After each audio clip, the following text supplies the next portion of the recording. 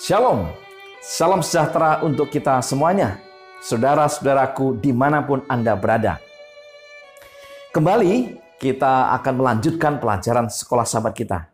Dan bersama dengan saya, Pendeta Daniel Siswanto, kita telah tiba di pelajaran yang ketiga di triwulan yang keempat tahun 2021 dengan judul Perjanjian Kekal. Namun sebelum kita mempelajari lebih lanjut, lebih dalam, mari kita tunduk kepala dan berdoa. Bapa di surga, bila mana kami akan mempelajari firman-Mu melalui pelajaran sekolah sahabat ini, kami memohon agar kuasa Roh Kudus Tuhan Engkau curahkan kepada masing-masing kami, sehingga kami dimampukan untuk mengerti dan memahami pelajaran ini. Iman kami bertumbuh dan kami menjadi pelaku firman. Terima kasih ya Tuhan, dalam nama Yesus kami berdoa. Amin. Perjanjian kekal. Ayat inti atau ayat hafalan terdapat di dalam Kejadian 17 ayat yang ke-7. Firman Tuhan berkata, Aku akan mengadakan perjanjian antara aku dan engkau serta keturunanmu turun-temurun menjadi perjanjian yang kekal, supaya aku menjadi Allahmu dan Allah keturunanmu. Saudara sekalian, ketika dosa memasuki dunia kita, Allah berkomitmen untuk menyelamatkan umat manusia dengan rencana keselamatan yang telah Dia rancang sebelum dunia dijadikan. 1 Petrus 1 ayat 20. Perjanjian Allah mencakup semua manusia, tetapi Dia memilih akan bangsa tertentu, bangsa Israel, sebagai penjaganya. Nah, kitab Ulangan merinci syarat-syarat perjanjian itu pada saat tertentu. Itu dikenal sebagai kitab perjanjian. Oleh sebab itu, untuk lebih lanjut, mari kita mempelajari di pelajaran hari Minggu dengan judul Perjanjian dan Injil. Saudara sekalian, di sepanjang Alkitab, perjanjian dan Injil muncul bersamaan. Kebenaran utama dari perjanjian adalah Injil, yaitu keselamatan oleh iman saja. Pertanyaannya adalah, apakah perjanjian Allah dengan Abraham dan bagaimana respon Abraham? Kejadian 12 ayat 1 sampai dengan 3, Kejadian 15 ayat 5 sampai dengan 18, demikian juga tertulis di dalam Roma 4 ayat 1 sampai dengan 5. Pertama, Tuhan akan membuat Abraham menjadi bangsa yang besar dan memberkatinya, serta membuat namanya masyhur dan ia akan menjadi berkat.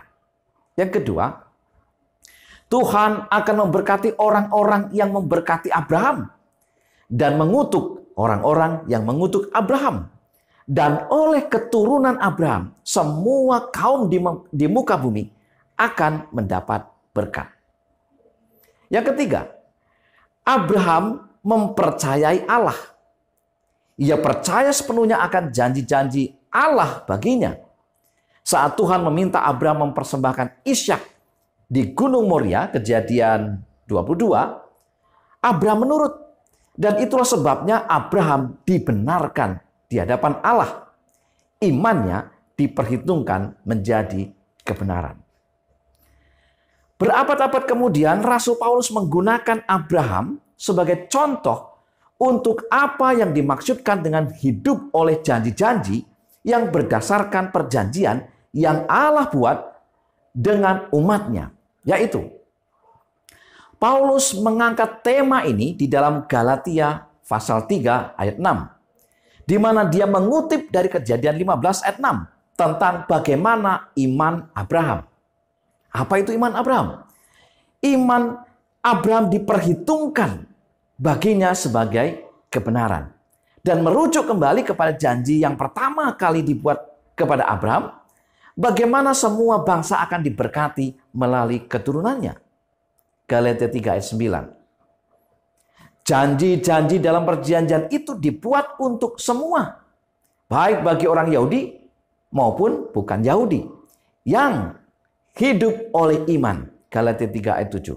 Dan dengan demikian dibenarkan oleh iman dan bukan karena melakukan hukum. Yeremia sebelumnya telah menulis tentang perjanjian baru dalam konteks hukum, yaitu, tetapi beginilah perjanjian yang kuadakan dengan kaum Israel sesudah waktu itu. Demikianlah firman Tuhan. Aku akan menaruh Tauratku dalam batin mereka dan menuliskannya dalam hati mereka. Maka aku akan menjadi Allah mereka dan mereka akan menjadi umatku. Yeremia 31 ayat 33. Di sini Yeremia sedang menggambarkan kembali apa yang ditulis Musa dalam kitab Imaman 26 ayat 12. Tetapi aku akan hadir di tengah-tengahmu dan aku akan menjadi Allahmu dan kamu akan menjadi umatku. Saudara sekalian, di zaman akhir perjanjian tentang hukum dan Injil secara bersama sangat cocok dengan pekabaran 3 malaikat. Wahyu 14 ayat 6 sampai dengan 12. Inilah pekabaran yang harus dikumandangkan sebelum tiba kesudahannya. Kita yang memiliki iman Abraham harus mengambil bagian, menghidupkan dan mengumandangkan Injil itu. Di pelajaran hari Senin, perjanjian dan Israel. Ulangan 9 ayat 5. Bukan karena jasa-jasamu atau karena kebenaran hatimu engkau masuk menduduki negeri mereka. Tetapi karena kefasikan bangsa-bangsa itulah Tuhan Allahmu menghalau mereka dari hadapanmu. Dan supaya Tuhan menepati janji yang diikrarkannya dengan sumpah kepada nenek moyangmu, yakni Abraham, Ishak, dan Yakub. Perjanjian Allah dimulai dengan Allah yang adalah pencipta yang memprakarsai perjanjian dengan umatnya. Bukan karena siapa mereka, bukan karena nilai-nilai mereka, tetapi karena siapa Allah itu sesungguhnya. Itulah sebabnya mengapa perjanjian ini didasarkan terutama pada tindakan penyelamatan Allah atas umatnya. Pertanyaannya adalah, bagaimana cara kerja dari janji-janji perjanjian yang telah dibuat Allah dengan Abraham? Keluaran 2 ayat 24, Keluaran 6 ayat 8, Imamat 26 ayat 42. Keluarnya bangsa Israel dari Mesir, yang merupakan simbol kasih karunia Allah yang menyelamatkan, adalah juga berdasarkan pada perjanjian yang Tuhan telah buat kepada para bapa mereka. Artinya, bahkan sebelum penerima perjanjian itu dilahirkan, janji-janji telah dibuat untuk kepentingan mereka. Bukanlah melalui perbuatan baik Israel sehingga mereka menerima kelepasan yang dijanjikan. Melainkan Allah yang melakukan bagi mereka melalui mujizat-mujizat dan peristiwa-peristiwa yang berhubungan dengan peristiwa keluaran. Tuhan menuntun Israel keluar dari Mesir menuju ke Sinai, di mana di tempat ini perjanjian dengan mereka itu secara resmi dibuat. Keluaran pasal 20. Selanjutnya, pusat dari perjanjian itu adalah Injil dan hukum, yaitu 10 perintah Allah, di mana mereka dipanggil untuk menurut, sebuah manifestasi dari hubungan yang menyelamatkan dengan Tuhan yang telah menebus mereka. Dalam kitab Ulangan, Israel dipanggil terus-menerus untuk menurut pada hukum sebagai bagian dari perjanjian mereka yang disyahkan di Sinai. Orang yang telah diselamatkan oleh kasih karunia Allah adalah orang yang tidak pernah mengesampingkan peran hukum di dalam kehidupan mereka. Di pelajaran hari Selasa, kitab perjanjian. Kitab Ulangan dikenal juga dengan sebutan kitab perjanjian. Karena kata berit dalam bahasa Ibrani yang berarti perjanjian yang menggambarkan hubungan Allah dengan umatnya banyak ditemukan di dalam kitab ini. Ulangan 5 ayat 1 sampai dengan 21 menunjukkan betapa pentingnya ide dari perjanjian atau berit dalam kitab Ulangan. Mengapa? Pertama, karena di Sinai Allah telah mengadakan perjanjian dengan generasi pertama bangsa Israel yang keluar dari Mesir, Tuhan memberikan 10 hukum kepada mereka. Keluaran 19 ayat 20 dan Keluaran 20. Sesaat sebelum mereka seharusnya masuk ke tanah perjanjian. Namun, mereka semua telah mati di padang gurun setelah 40 tahun penggambaran karena ketidaksetiaan. Yang kedua, di Moab, sesudah sebuah perjalanan memutar-mutar selama 40 tahun, sesaat sebelum generasi kedua Israel bersiap untuk masuk ke tanah perjanjian, yang merupakan suatu bagian utama dari janji dalam perjanjian, Kejadian 12 ayat 7, Keluaran 12 ayat 25, melalui Musa sebagai juru bicara, Tuhan kembali memberikan kepada mereka 10 perintah.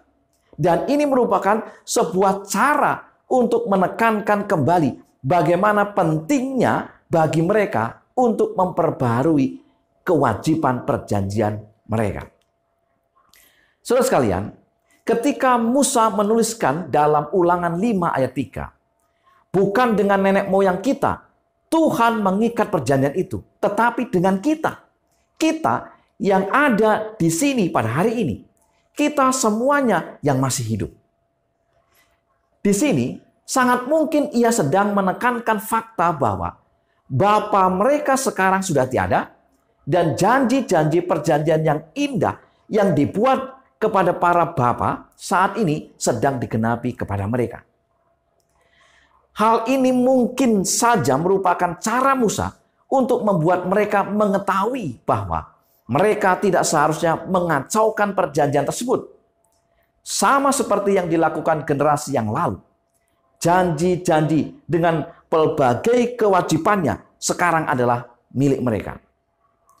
Sekalipun manusia mengalami kegagalan untuk berpegang pada perjanjian, tetapi Tuhan tidak pernah gagal.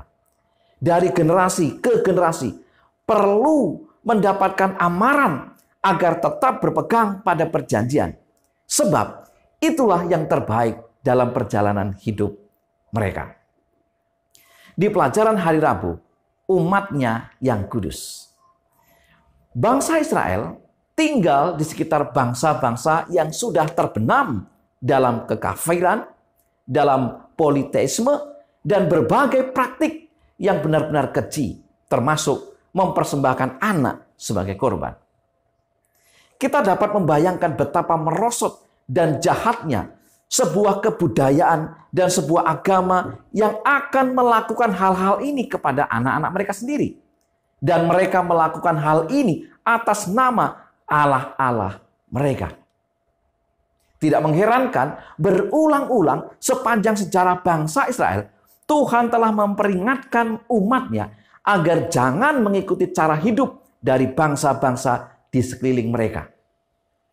Musa mengingatkan bangsa Israel dalam Ulangan 18 ayat 9. Apabila engkau sudah masuk ke negeri yang diberikan kepadamu oleh Tuhan Allahmu, maka janganlah engkau belajar berlaku sesuai dengan kekejian yang dilakukan bangsa-bangsa itu.